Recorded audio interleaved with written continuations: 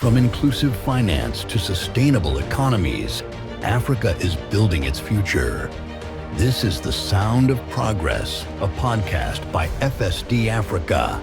This is Financing Africa's Future. A good day to you. We are pleased to be joined by Mary Njuguna, Principal Specialist Capital Markets within the Financial Markets Division of FSD Africa. And Mary, it's an absolute pleasure to have you here. Thank you so much, Kara. Glad to be here today. Yeah, Mary, let's talk about sustainable finance, an area that I know you are passionate about, and start with the very basics. What is sustainable finance? Good question. Sustainable finance is a term that is used a lot. And to me, my personal definition of sustainable finance is finance that is purposeful.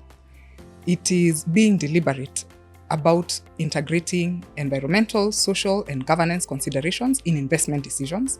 And it definitely matters to all of us. It matters to you and I. I know you've probably saved money somewhere or you have a pension fund. We want to be sure that by the time that we are, for example, we want to be sure by the time we are retiring, our money is intact. It has not been wiped out by whether it is climate or social threats. So it's important to all of us. So in a sense, we can say it's not only ensuring that our money does no harm, to really ensuring our money does good. Exactly. Mary, you've been working in this space for quite some time now. And I wanted to ask you, are you happy with where things are, and what more would you love to see in matters of sustainable finance across the African continent? I think great strides have been made so far. There's yet a lot to be done in terms of mainstreaming sustainable finance. And mainstreaming anything is fueled by two things, I would say. One is regulation, but the other thing is also voluntary action by market actors. So when we look at the regulatory side of things, there are various instruments that have been put out, largely by central banks, but also by reporting standards, by international reporting standard setters. And they actually set the scene for the kind of reporting on sustainability that is required. Not only that, there are certain taxonomies which are really like guides on what is considered sustainable by investors that can guide the kind of instruments that can be designed to attract sustainable finance. So that is on the regulatory side. But let's talk about voluntary action by market actors. Pension funds, businesses can voluntarily make a decision to take into account ESG considerations in their investment decisions or in their business model decisions. So, for example, you can have entities coalescing around alliances to help build their awareness and their expertise around investing sustainably or making sustainable business decisions. We have several of those, for example, the Pan-Africa Fund Managers Alliance, but also the African Natural Capital Alliance, and also on the insurance side, the Nairobi Declaration on Insurance. So some of these platforms coalesce around voluntary actions towards making sustainable investment decisions. But I must say the overarching driver or the overarching game changer, according to me, is highest level decision makers actually making a decision or mandating companies or markets to actually make a move towards this direction. And that takes very strong climate governance and sustainability governance to do that. I mean, in your work and as you're having many conversations, are you feeling that the people who should be making these decisions and supporting sustainable finance are doing so? Where would you rate us as a continent? Are we, in the early stages? Are we, mid-level? Are we excelling in matters of sustainable finance? I would say that we've made strides, but we have a way to go. I'd say we are between early and middle stages, if I can be precise. And I think there's still so much more to be done. There are several champions across the continent who are really champions of sustainable finance, but there are several things that can be done, levers that can be used to actually help move that needle even higher and faster.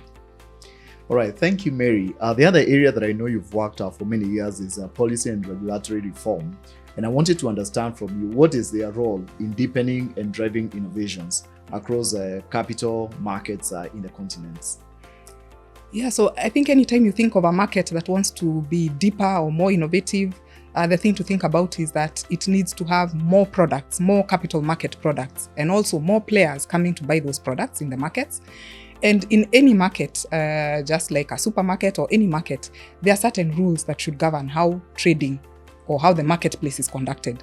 And that is where the regulatory framework comes in, because it needs to be clear what kind of products are these, what are their features. As an investor, we want to know who runs these, whether it is issuers coming to the market, who runs these companies, what kind of instruments are there, what is the tax framework to encourage investment in these instruments, but also what kind of reporting frameworks exist, so that investors who have put their money in these instruments know over time how that money is being deployed.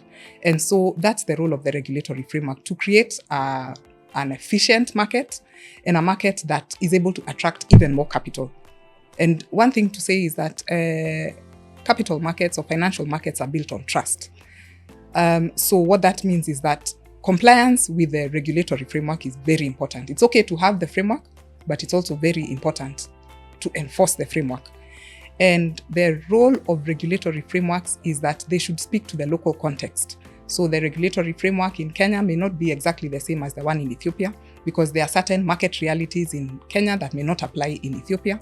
And that needs to be taken into account. So the products that are being traded should be fit for the market, but the regulations themselves should be fit for purpose. Thanks, and I get you, Mary. I know that FSD Africa is doing a lot of work to support policy and regulatory reforms. And maybe you could speak to us about some of your leading priorities and some of the results that you're getting from this strand of work. So just to say that FSD Africa's work, some of the early work was actually regulatory support work. Initially, it was around institutional capacity development for regulators, ministries of finance. But what is increasingly important is also to build the frameworks for the kind of capital mobilization in local currency that is required across Africa to build markets, to grow the economy sustainably. And so some of the priorities, I would say one of the main priorities is really to get a very clear strategic direction on how to build these markets. And that is done by developing long-term capital market development roadmaps that are owned by ministries of finance. And their purpose is really to create a picture of what a successful capital market looks like, and all the building blocks that need to be put in place to be able to build that market so that it can serve the economy. So developing roadmaps is a critical thing, and we are doing that in Ethiopia, in Nigeria, and we'll be doing that in other markets as well. Another very important thing is that, as I said, products, trading of products, and even creation of those products is governed by the regulatory framework. And therefore, if we want to see more products, one of the priorities is to create enabling frameworks that allow those products to actually be brought to market. So whether it is very bespoke funds that attract capital for SME financing, or even thematic instruments, those are some of the regulatory frameworks that are required. But lastly, let me just say that it's also important for regulators to share information, to learn from each other, to glean insights from each other. Regulation is a very specialized thing. And there's a lot to learn from different markets. There are some that lead in various things, and there's a lot of peer learning and information sharing that should continue to happen and be deepened across regulators. A very interesting point that you raise here, Mary, because many of us speak about the many innovative and new products we want to see in African capital markets, but we don't always make that connection on the upstream regulatory and policy reform work that's needed. Actually, Kara, that's a very, very important point that you raise. It's important to say that regulatory development work does not happen in a vacuum. Neither does bringing new products happen in a vacuum. They both need each other.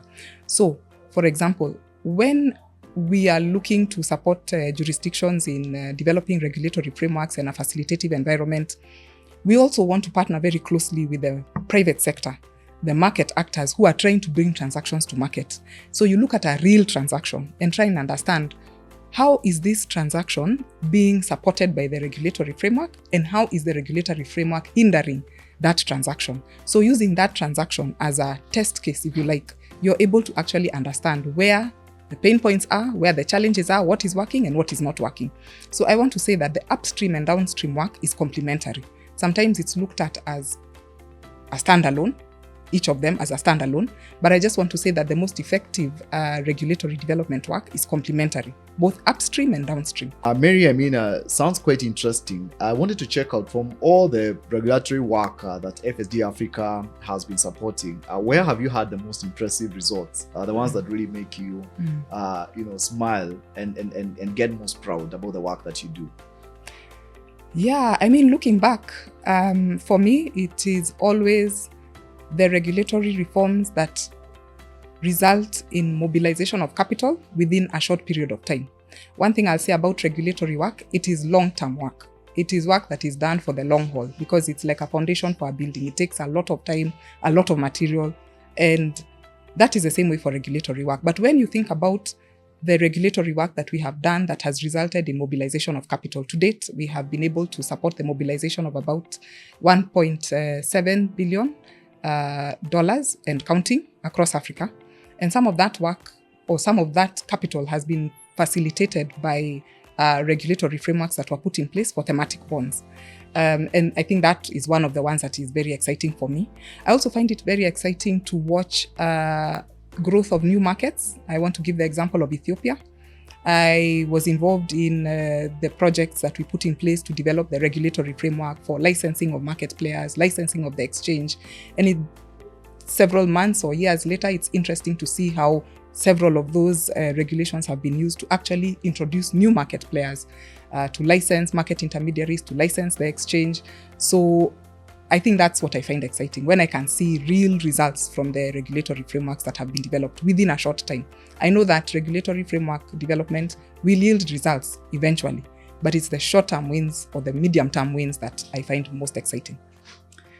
Very well said, Mary. Of course, as you say, regulatory and policy reforms is a long-term game involving many actors, and you've had quite tremendous success in that. But I know there is still far much more work to do. What are the priorities? Which are the pending areas that you'd love to see more action in? I would say that one of the most pressing areas is areas around attracting more institutional capital to participate in the capital markets in Africa. So when I say that, I mean there are pension funds that hold a lot of money that may not be fully deploying their capital towards real and productive sectors of the economy.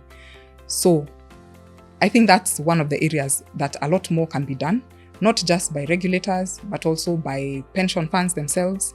And there's a lot that can be done, because once you're able to match that capital to the kind of products that are coming to the market, then you're able to create a lot more momentum going forward in terms of capital market growth. Thanks, Mary. Quite impressive work there. And it's quite amazing to see the resources, $1.7 billion that has been unlocked through the policy and regulatory reform work across capital markets in Africa. Any closing thoughts? Just to say that policy and regulatory work is critically important. It's usually invisible work, but it's very important to unlock the mobilization of domestic private capital in Africa. And there is an interconnectivity between many different subsectors of the financial markets to make capital markets work well. So my parting shot is really that as stakeholders in the capital markets in Africa, it is upon us to really think about what we are doing to actually build the markets, not just on the regulatory framework side, but across the different levers. Mary Njuguna, many thanks for your time. Thanks. Thank you, Kara.